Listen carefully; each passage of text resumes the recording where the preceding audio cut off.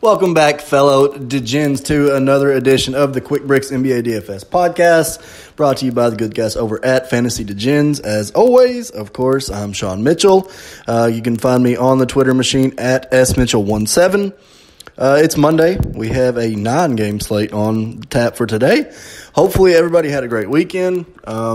I had my youngest girl's first birthday party, so I had a good time. Made a few dollars on NFL Sunday yesterday. Hopefully a lot of you guys did as well. NBA was kind of iffy. Didn't exactly have a great weekend as far as NBA goes, but I really didn't play totally heavy. I played pretty lot as far as the whole weekend went. Like I said, I had a lot of planning to do, and my daughter's first birthday party, so didn't play a whole lot of DFS. Of course, I talked to a lot of you guys over the weekend about the fantasy sports, of course. But anyway, hopefully you guys had a great weekend, made some cash. Again, getting back to today. So, yeah, we got a 9-game slate, which is kind of irregular for a Monday. Usually we've been seeing the 5, 6, or so games. I'm not mad about it at all. I kind of like having the 6 to 9 range of games. I think that's kind of the bread and butter right there.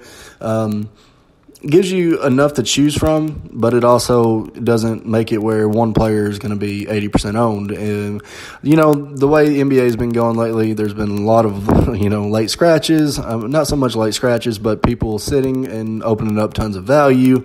Lineups are getting harder to build because you've got so much value to choose from. Who do you pay up for, and all that good stuff. So I cannot stress enough about contest selection. I just want to kind of go over that for a minute. I will not play anything over a 20 max entry fee, or not entry fee, but a 20 max entry per. I usually play the single entries. I play the 3 max. Sometimes, NBA doesn't usually do the 5 max that they did in NFL and then even golf. But the thing is playing those smaller tournaments with the smaller fields, I know it's not as attractive, not winning 100K. But I'm going to be flat out honest with you guys. If you're not doing the MME, the mass multi-entry, and playing tons and tons of lineups in these bigger tournaments that have the 150 max, you're really putting yourself at a disadvantage. It's going to be virtually, you're going to have to literally hit the nuts. Like, you're going to have to make the perfect optimal lineup to win any of those tournaments. They look great, and don't get me wrong, I've chased them for a long time myself. I was able to hit one, 2 years ago, but I don't play those anymore. I will not play those anymore. It's all about building a bankroll and then trying to capitalize where you have a little bit, at least a 50-50 edge on the rest of the field, and those are, like I said, those smaller fields. I know, John Mpemba and James Grande made a great point on the Fantasy Alarm Pod whenever we first started kind of talking about DFS, about how you can kind of wait till even some of those bigger tournaments whenever they fill up, like within the hour until tip or so, and then they usually post like a smaller one of that same tournament, but usually it's like a quarter of the field that the first tournament had. So you can usually jump in those. Of course, I know the payout's a little bit smaller, but you have so much more of an edge whenever you don't have to face that large field. So just wanted to kind of throw that out there as far as, something that I do. It's really helped me not, waste away a bunch of bankroll on trying to chase that big money. It is there. The million's fun to chase in the NFL. I haven't played the million one time all year. So it's one of those things. You kind of, once you decide and realize that those aren't warranted enough to chase anymore, you just kind of start finding the ones that you want to play and the ones that fit your bankroll and the ones that you at least have a shot at winning. So, with that being said, that's your motivational Monday speech on bankroll management and contest selection from your boy Mitch. Again, let's hop right into this. Of course, again, we're going to run over the games, talk about the spread, talk about the total. Not a couple totals on the board already. We're waiting on some injury news. That has been the story with the NBA lately, is waiting to see if these guys are going to play. So Cleveland at New York, we have the Knicks here as a 2.5 home favorite, 208 on the total, not a big total. Cleveland ranked 22nd in terms of pace, the Knicks ranked 27th. So you have pretty much a snail-paced game here. Not a lot of defense. That'd probably be good played. I mean, the Knicks have actually stepped it up a little bit, when they've started RJ Barrett and Frankie Smokes at the point guard spot. He's been good on the defensive side of the ball. So it's pretty interesting. Of course, it's a real low total, so it's not a game that we're going to be looking at game stack or anything like that. But there are some value plays in there that I like. Pacers at the Nets. Nets minus 4.5. There is no total on this one. Obviously, we're waiting to see if Kyrie's going to play. We're waiting to see if Malcolm Brogdon is going to play. Sabonis is questionable. So there's a lot of news in this one that we need to wait for and see. The Pacers have actually fallen in terms of pace. They are actually ranked 26 over the last 5 games. The Nets are ranked 7th. So this is a pretty nice pace-up spot for the Pacers here, given whoever they're going to be playing. So obviously that's a game we are definitely going to want to be looking at. The Hornets at the Raptors. Toronto minus 9.5 here at home. The Hornets are not very good. We know that.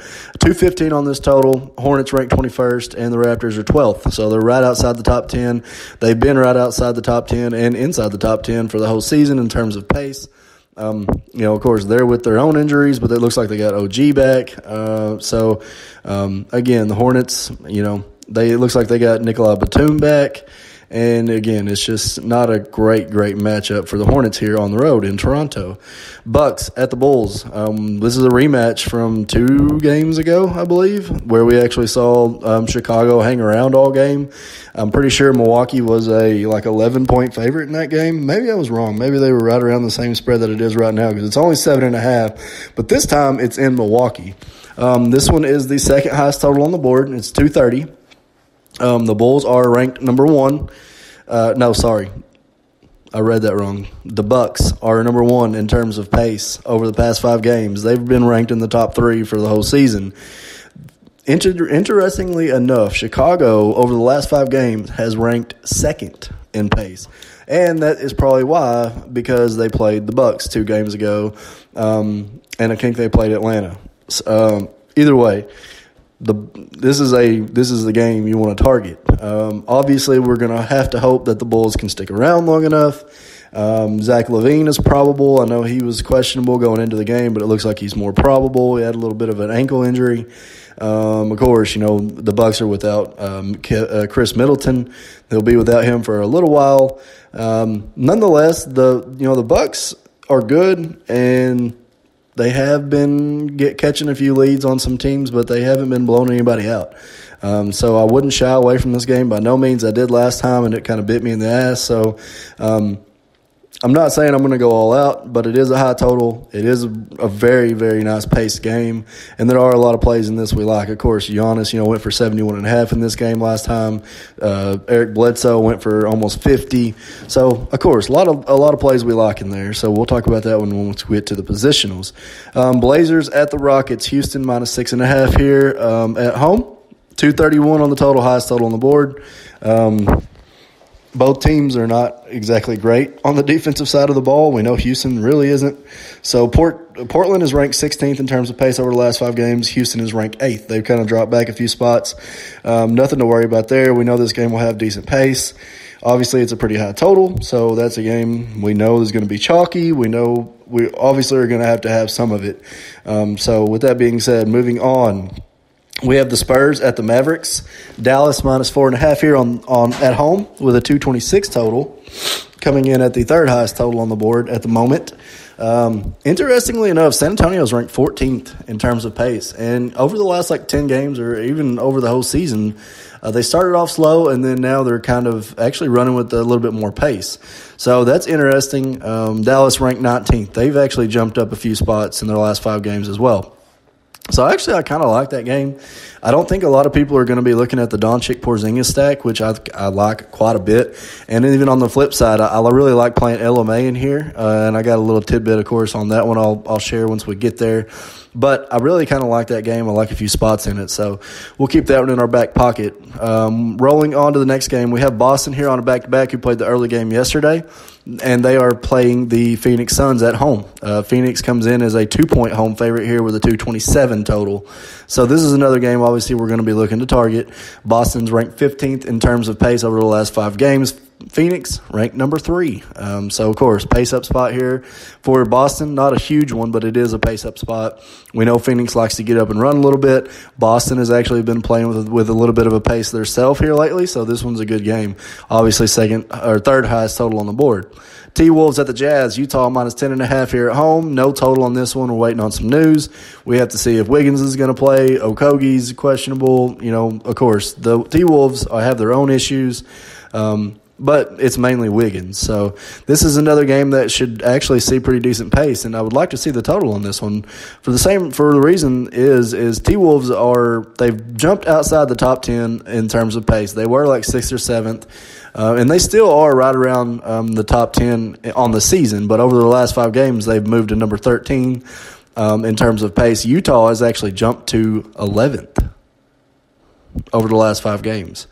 That is probably because they've played in a couple pace-up spots here the last few games. I know we've talked about it. Couple spots that we really liked. I really like Donovan Mitchell once again tonight, obviously. That's a game that we will talk about for sure. Thunder at the Clippers. Of course, we have the Clippers hopefully getting Kawhi back tonight, and Paul George is back in full swing.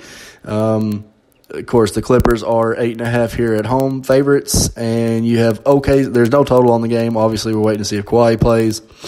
OKC is 18th in terms of pace over the last 5. LA Clippers are 6th, so they've jumped up quite a bit. So, with that being said, you have a lot of interesting games on the slate. 4 or 5 of the games I really, really like, obviously. So over half of the slate, we have some really good games. So let's jump right into the positionals. So at the point guard spot, of course, you're going to start off with Luka Doncic at 9.8. He is priced almost 2.1K lower than Harden. He's like right around 1K less than Giannis. I really, really like this spot for him. I don't exactly love the fact that they're playing San Antonio, but they're at home. Dejounte Murray is actually a pretty decent defender.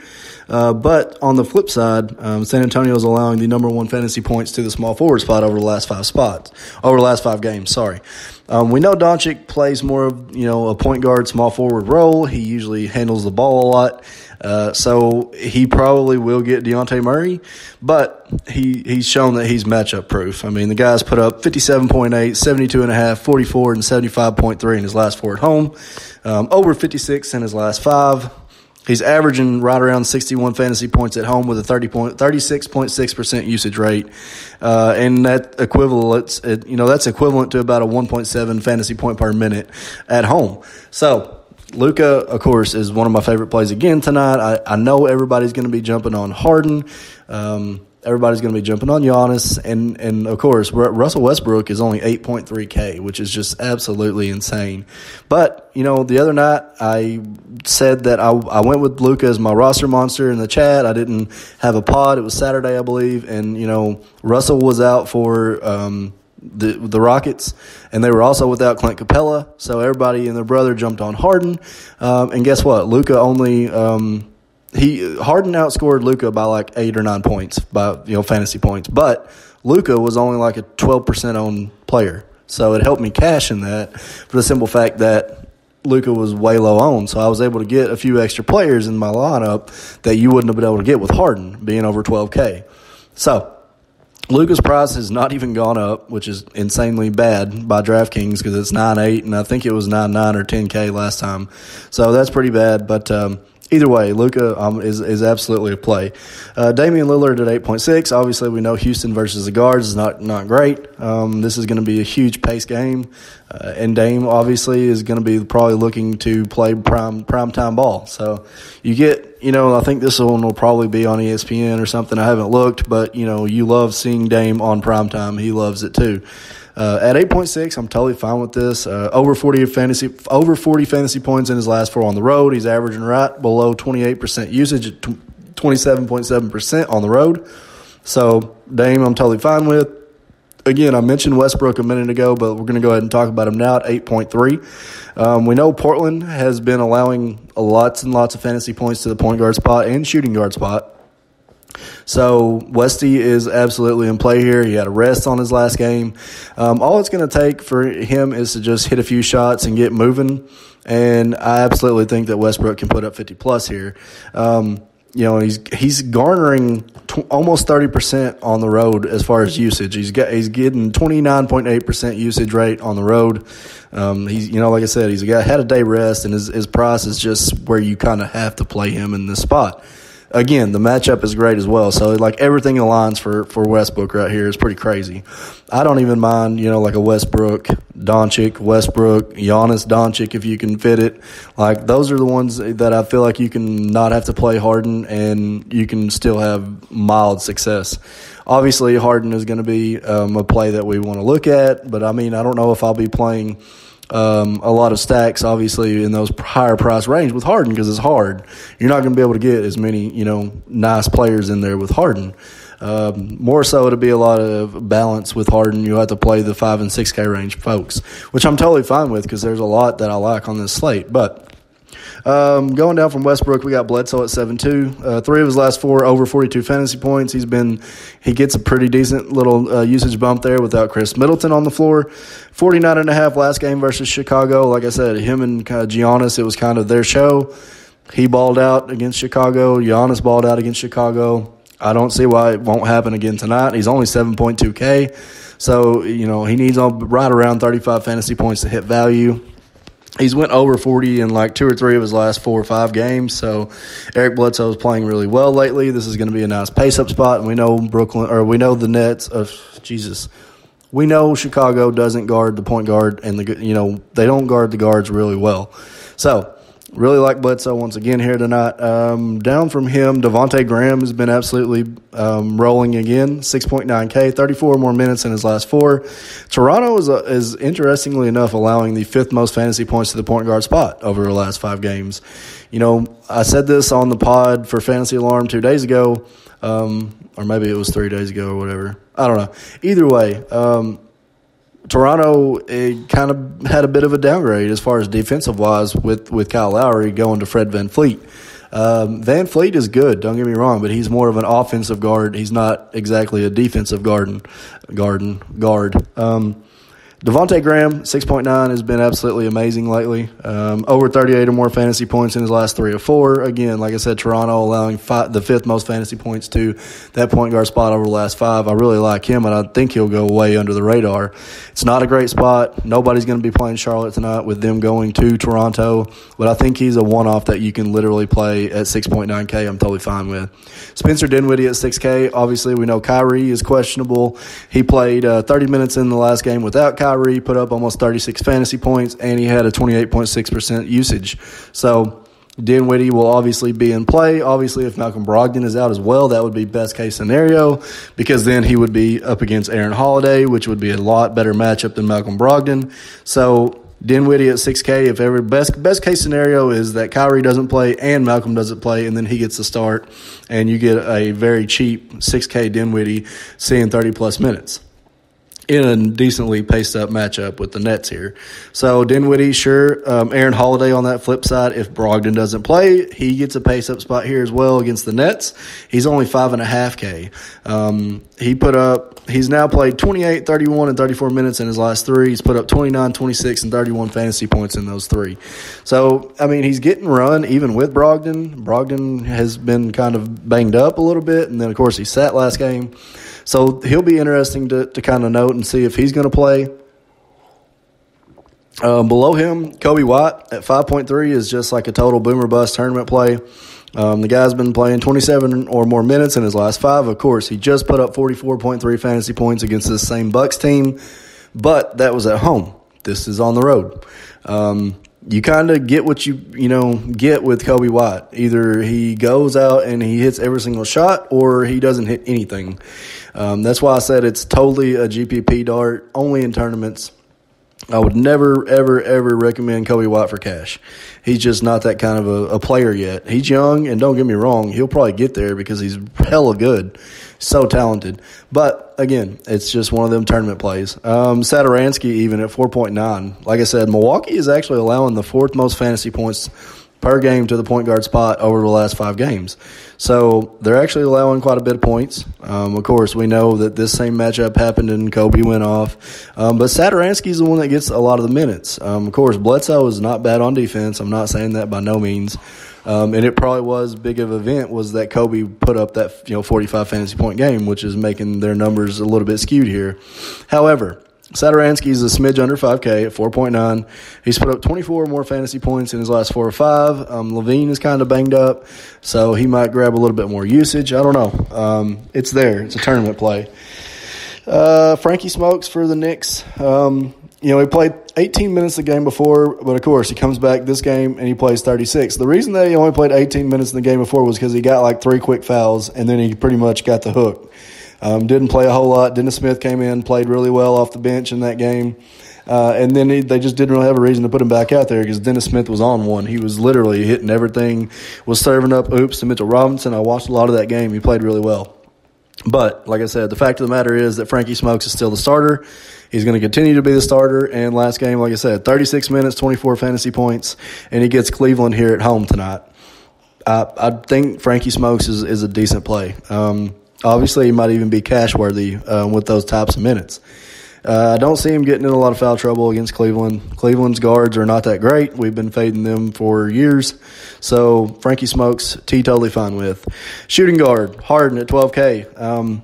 Like I said, I'm probably more so going to be playing him with a more balanced lineup. And when I say balance, I'm meaning like 6K and under because obviously you're not going to be able to get very much more with Harden.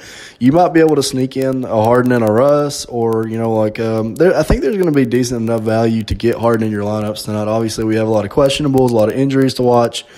So I think you'll be able to get him in. Obviously, he will have Russ tonight. Obviously, that hasn't mattered. So just something to kind of take into account. It is Portland. It is the highest total on the board. Donovan Mitchell is probably my second favorite shooting guard on the night at 7.9. We know they're allowing the second most fantasy points to the shooting guard spot, Minnesota that is. The T-Wolves cannot guard guards real well. They struggle against point guards. They struggle against shooting guards. Mitchell is both. He comes in here at home right a smidge under 8K. He's, put up over 42 fantasy points in his last 4 or 5. And, of course, this is a pace-up spot for them. The Wolves are actually running right there outside the top 10, and Utah is actually 11th, like I said. So this is a nice pace-up flow. We should see decent pace. Obviously, hopefully Minnesota can stay in it. Utah is almost 11-point home favorite here. Hopefully Minnesota can hang around because Donovan Mitchell is a great play. Moving below, we got Lou Williams at 7.4. He just put up 40 fantasy points in 22 minutes last game. He's now put up over 40 fantasy points in his last 3 or 4 at home. OKC versus point guards. We know that they are not very good. I wrote down something here that I can't even read myself. Of course, that's usually what happens. We were fading the OKC point guard spot for a while. Chris Paul was not playing the greatest of defenses. He's kind of come around a little bit here lately. However, I still don't mind playing Lou Williams here. Obviously, if Kawhi comes back, I'm wondering how that's all going to work with Kawhi, PG, with Lou Williams coming off. And, Lou Williams has had close to 30% usage at home. He's like 27, 28%. Obviously, that's got to go down, right, with PG playing more minutes. He only played 20 last game, but, played 24 minutes the game before.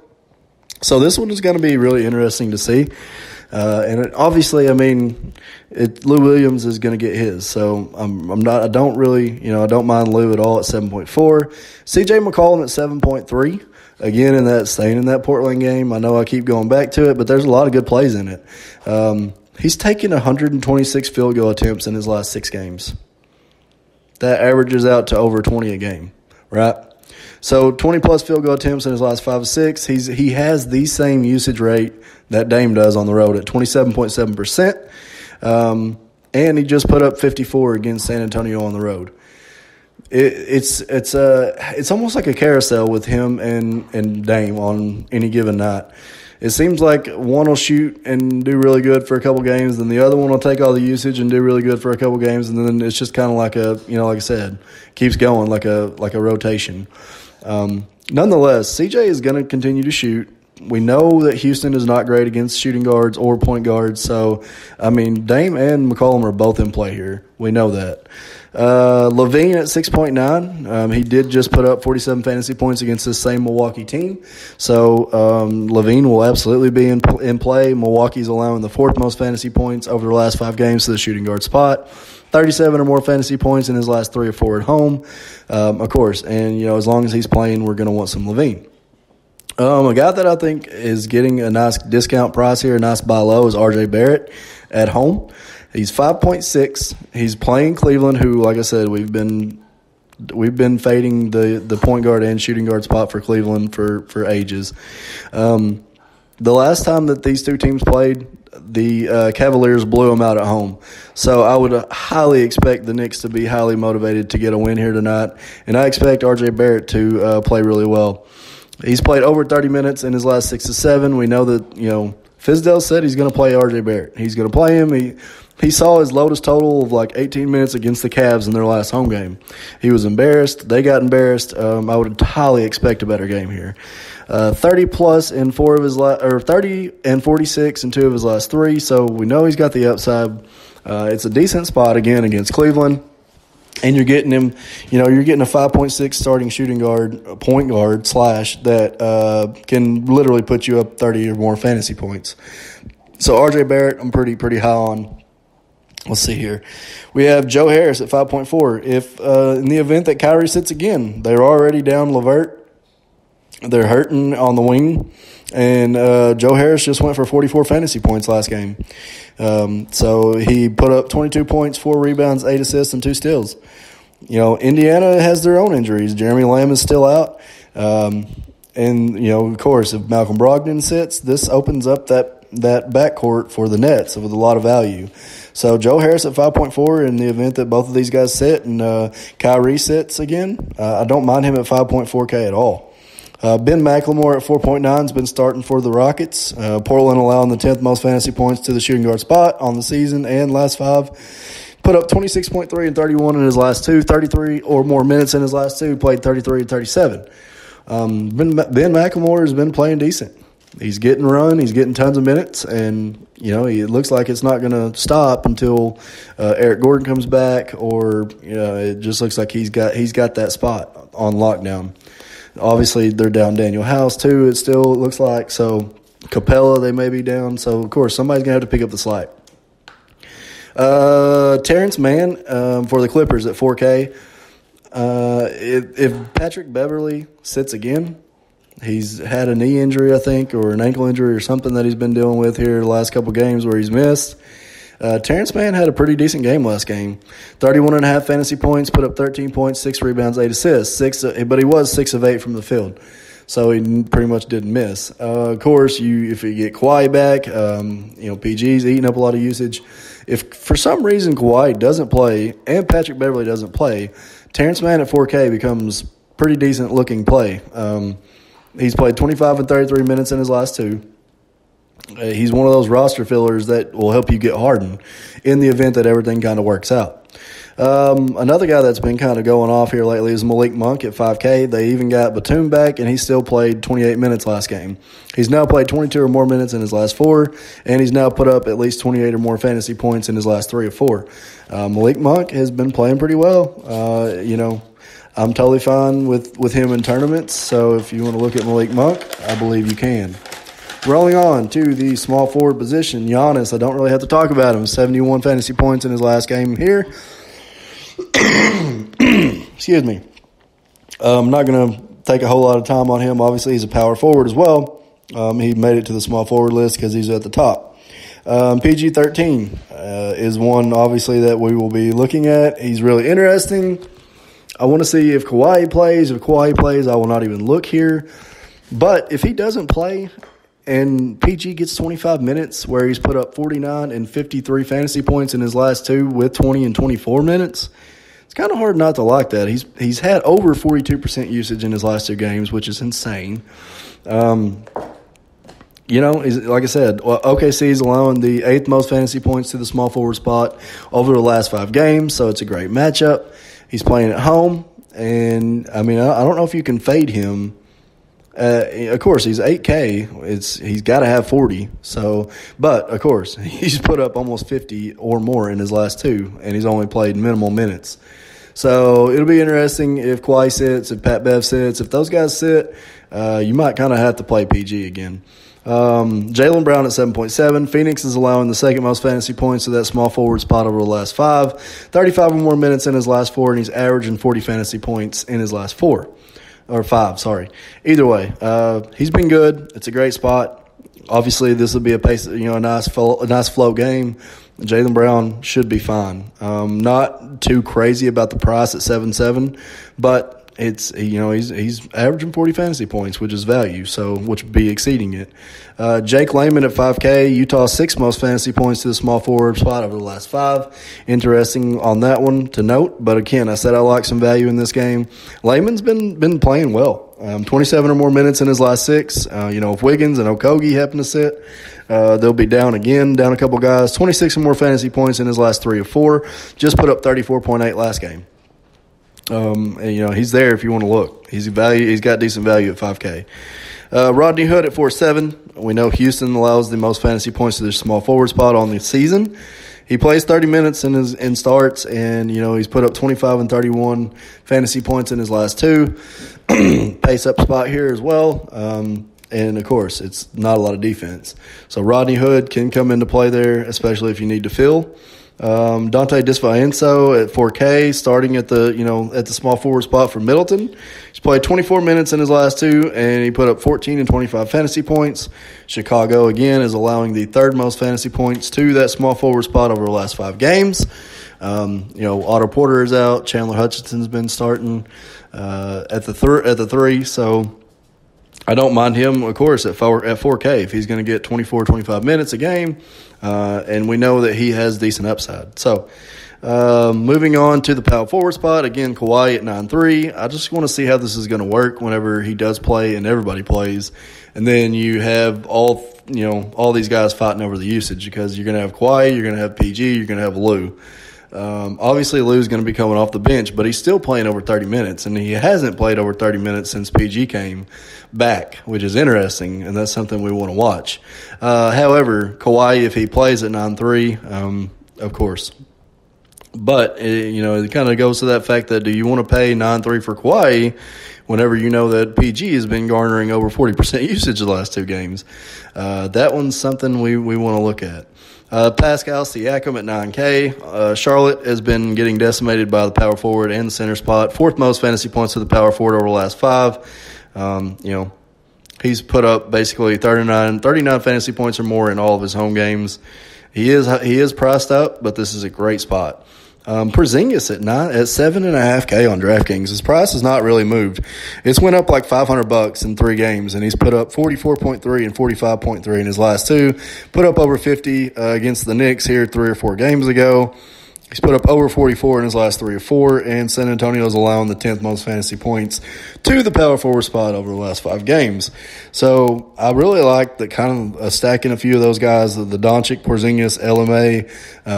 Those really stick out to me. Obviously, it would be a good building block to begin a lineup because the next person I have, of course, is LaMarcus Aldridge at 7.3. Interestingly enough, Dallas has allowed the 2nd most fantasy points to the power forward spot over the last 5 games, 6th most to the center spot. And we know that, we know LMA plays both. He plays power forward and he plays center. So this is an interesting spot, and I don't think a lot of people will go there. They might because of the recency bias, because of the simple fact that he just put up 54.8 against Portland at home. Over 34 fantasy points in his last 4 road games. He's garnering right around a 22% usage on the road at 21.6. LaMarcus Aldridge is very interesting. I don't think he'll garner a lot of ownership because, of course, you have the Kawhi, you have Siakam, even Porzingis, all above him. So I don't think many will make it down that way. Of course, Giannis is in this power forward list too on DK. So that's interesting. He's really interesting.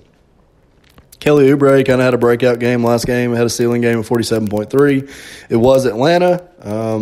He is 6.2, But, of course, I talked about that game, and I like that game as far as the game set goes. Boston's allowing the 7th most fantasy points to the power forward spot over the last 5 games.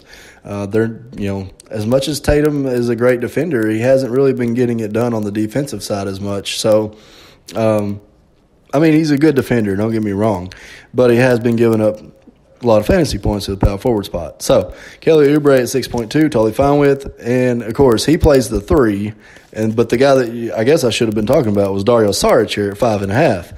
Talked about this last night on the Fantasy Alarm Pod with John and Pimba, but Saric at 5.5 is really interesting. He's played 29 minutes or more in his last 3 or 4, 24, 31.3, and 35 fantasy points in those last 3. So the same thing applies here. Boston allowing that 7th most fantasy points to that power forward spot over the last 5. It is interesting that Saric has made 9 of 12 and 7 of 11 field goals in his last 2. So he's been shooting extremely well, shooting over 60% from the three-point line. And, of course, he's shooting near 70%, it looks like, from the field. Does that sustain? Probably not. Against Boston? Probably not. So it's kind of one of them things, but at 5.5K, it's worth a look. Frank Kaminsky even at 4.8, 31 and 37 fantasy points in his last 2 at home now. Boston, we know, struggles against the 4 and the 5 a little bit when they're starting, Daniel Tice and his Canner off the bench. 23 or more minutes in his last 3. Kaminsky is a decent GPP dart. Another decent GPP dart is Maxi Kleber at 4.2. He's played 24 minutes or more in his last 4 or 5. He's been getting tons of minutes playing next to Porzingis. They like to put him, of course, in that 4 and 5 role. Let Porzingis play a little bit of center. Let him play the 4. He's been taking quite a few shots. He's taken 9 and 10 in his last 3 or 4 apiece, and he's shooting the 3 ball well. If he's shooting and hitting the 3 ball, he could really put up some decent numbers. So at 4.2, I think he's worth a tournament look as well. So moving to the center spot and the final spot, Towns versus Utah is not a spot that I don't really think that I want to pay up for Towns. This isn't a great matchup. Rudy Gobert is a really good goal defender. He protects the rim really well. He's a big guy. We know Towns does a lot outside of the paint, shoots the 3 decently well. He passes and dishes well, but this is not the defense that you want to target as far as paying up, over 10K for Towns. So I believe I'm going to probably pay in the mid-range here at the center spot. Hassan Whiteside versus Houston. Of course, if no Capella, they're going to be starting Tyson Chandler and have Isaiah Hartenson off the bench. So Whiteside, over 40 fantasy points in his last 3 of 5, double-digit scoring and rebounds in those same 3 of 5. If they, don't have Capella, he's very, very interesting. Miles Turner against Brooklyn. We love facing that Brooklyn front court, especially the center spot. Turner played 33 minutes in his return in what was supposed to be a reduced role. He put up 45 fantasy points. If Sabonis happens to sit, Miles Turner becomes very, very valuable here at 6.2K. His price didn't go up hardly any at all. On the flip side of that, I like DeAndre Jordan at 5.7. He's averaging 36 fantasy points in his last 5, over 30 fantasy points in his last 4 of 6. Again, if no Sabonis, this makes that interior of the Pacers pretty weak. Turner is good, but he's not a big-bodied center. DeAndre Jordan could easily rip down a lot of boards. So that one will be interesting to see if Sabonis doesn't play. I really like DeAndre Jordan at 5.7. Tristan Thompson at 5.6. I think it's a nice buy low here. He's put up 34, 35, and 51 in his last 3 of 5. Over 35 fantasy points now in his last 4 of 6 on the road. He's playing really well. And he gets, the Knicks here, who aren't exactly a big team, especially if they're without Mitchell Robinson. That really plays into him as well. So I like Tristan Thompson here at 5.6. I think it's a great price. In the event that Mitchell Robinson sits, you got to look at Bobby Portis, of course, at 4.5K. He's been really well in spot starts this year. He was actually starting before Mitchell Robinson kind of came on the last 2 or 3 games. So if Mitchell Robinson sits, BP is absolutely going to be a play at 4.5K. Finally, if Capella sits, Isaiah Hartenson at 3.7. Played 31 minutes last game off the bench, had 25 fantasy points, pulled down 16 rebounds. Do I think that he'll pull down 16 rebounds? Probably not. If he gets the chance to get in there without Whiteside, he probably could pull down double digits. Obviously, at 3.7K, you don't need him to do a whole lot. And if Capella doesn't play, he's going to see pretty decent minutes. Like I said, 31 last game, so he's probably going to see a little bit of Hassan. Nonetheless, I'm totally fine with that at 3.7. He should be able to make do. All right. So that is where I'm at. This pod lasted 40 minutes. I'm not really sure where I got off rambling, but I apologize for the overlap. Anyways, I hope you guys enjoy your Monday, and we'll talk some basketball later.